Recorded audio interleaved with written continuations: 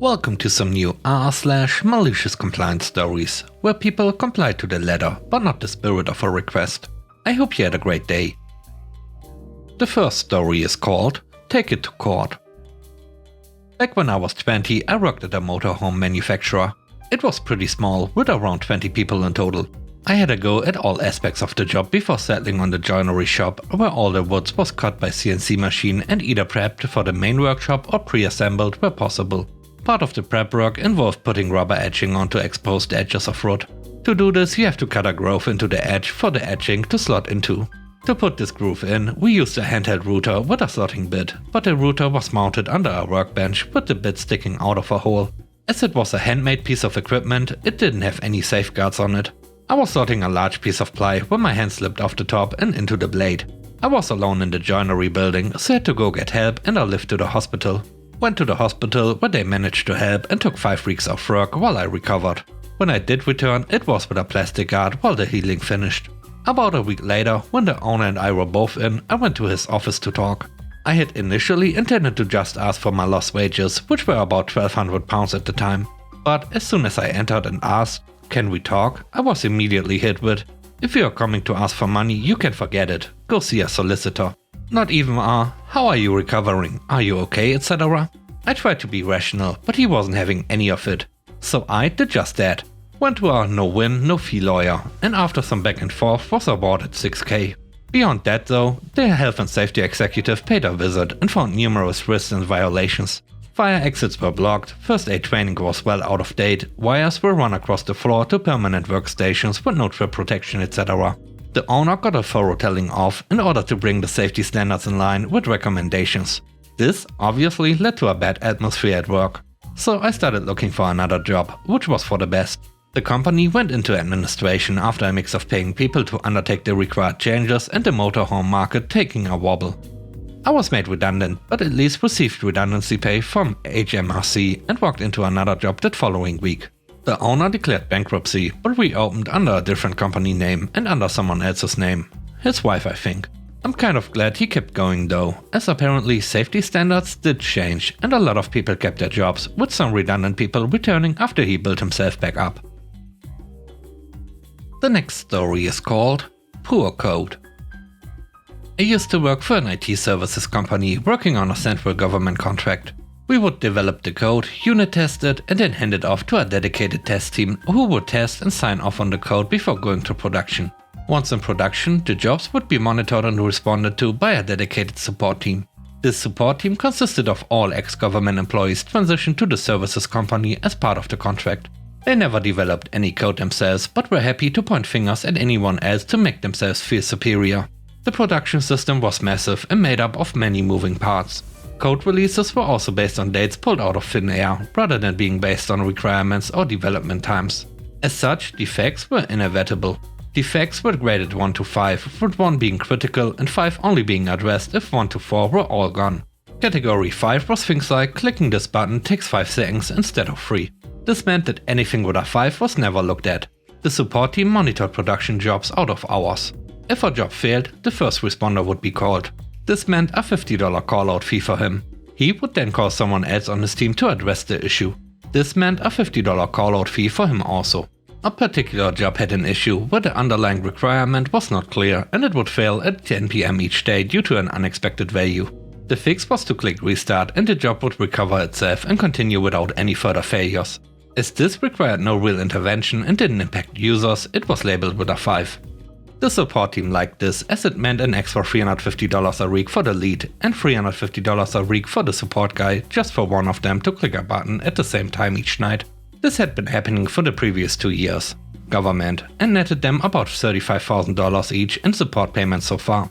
After a large release filled with incomplete requirements and unrealistic deadlines, we were called to a multi-team meeting to discuss the number of defects and how to reduce them. The support team leader took this opportunity to brownose leadership and tell everyone how it was all the development team's fault. We wrote poor code and never fixed anything, and how his team were carrying us and having to respond to regular out-of-hour outages. We were blindsided by this, and I was particularly annoyed because we were already under pressure and didn't need this Muppet making things worse.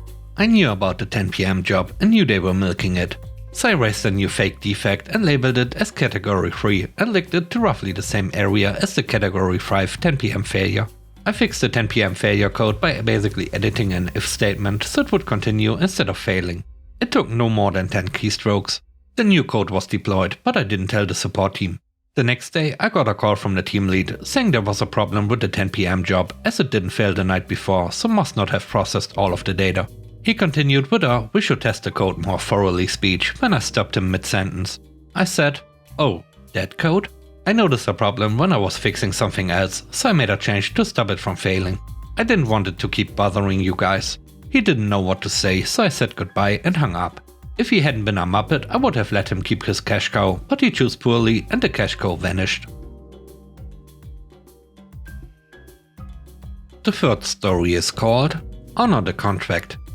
Many years ago, I was an elected union president at a Fortune 500 company, but I was only in charge of one contracted group. As such, the bargaining power of the main company was much higher than my own, but even they couldn't intervene too much. My group's contract switched from Company A to Company B in 2012, but the contract remained unchanged. Company B inherited all of the contract requirements of Company A and agreed to meet them, but opted to fight me on several minor clauses when it came down to it. Most were solved without much conflict, but the major sticking point was in regard to uniforms. Our contract ensured that we were given an allowance to pay for new uniforms and vouchers for steel-toe boots every year. When it came time for our new vouchers, they refused, citing that they'd given us a slight raise, which should offset the cost of boots.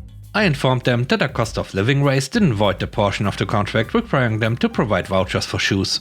To which they responded they just hadn't figured out how to provide vouchers yet.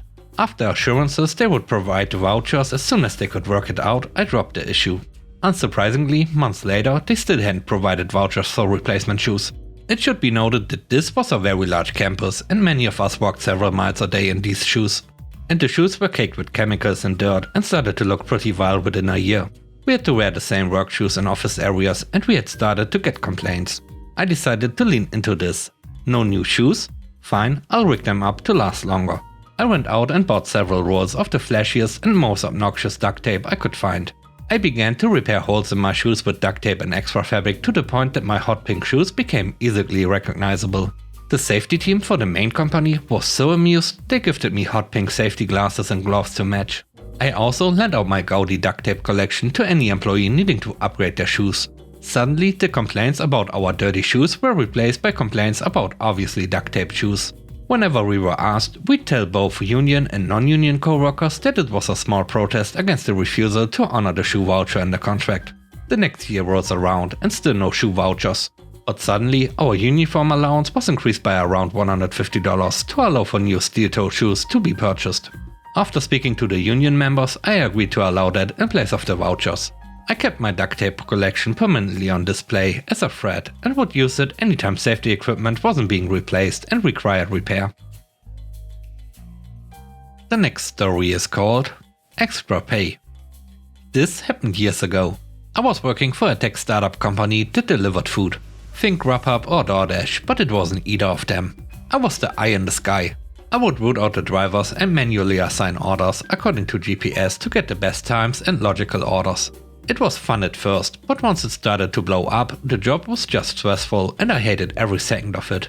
Now, I was scheduled for a 10-hour shift that started at like 8 AM, which is pretty normal. The problem is that the areas I was working for were in different time zones. I'm in Philadelphia, but directing orders and drivers that were much further away. So I'd clock in at 8 AM, but wait for 2 hours doing nothing at all. I brought it up to a manager and just said, "Hey, just wanted to let you guys know that nothing opens until 10 AM our time. I'm literally just spending my time logging in and just waiting while on the clock doing nothing." The response was, "Here's the difference between a worker and a leader. Sometimes a worker needs to figure out how to resolve these situations without coming to someone else. I was not in charge of scheduling and was just trying to let them know about a gap in the hours, but decided screw it. My solution is to get an extra 2 hours every morning to drink coffee and get paid." The company went under like 3 months later because they ran out of money and I went on to a much better job afterward. Thanks for the 3 hours though, guys. The last story is called Move My Car. I work with Bob and for a while we both worked in Department A under Alice. As we had 2 sites, Alice put Mallory in charge of the second site. Mallory liked to treat everyone who worked for her as her personal assistant. We'd get lots of requests like, "I just printed something, can you go collect it?" even though the printer was literally 10 steps away. Or if you were talking to her, "Can you hand me the air conditioner remote?" even though it was literally sitting on the windowsill and she just had to reach forward to get it. On rainy days, she'd park right in front of the side entrance to load things in. Then she'd get one of us to move her car into a proper car park. After being asked a few times to do this, Bob had had enough. He agreed to move her car and did the following. He parked the car in the furthest spot from the door. He factory reset her radio, which included presets, paired Bluetooth devices and settings like how long lights stay on after you've turned the car off. He changed her side and rear view mirrors. And he moved the automatic car seats and overrode all of the safe seat positions. He then took the keys back to Mallory and said he had to park around the corner because there were no closer parks available. Mallory thanked him, and then never asked him to move her car ever again. And with that, we end today's video. Let me know what you think about the stories. On a scale of 1 to 10, how would you rate the stories and today's video? I hope you enjoyed the video. If you did, please don't forget to subscribe and hit the like button. And I hope you have a great day. Stay safe. Bye bye.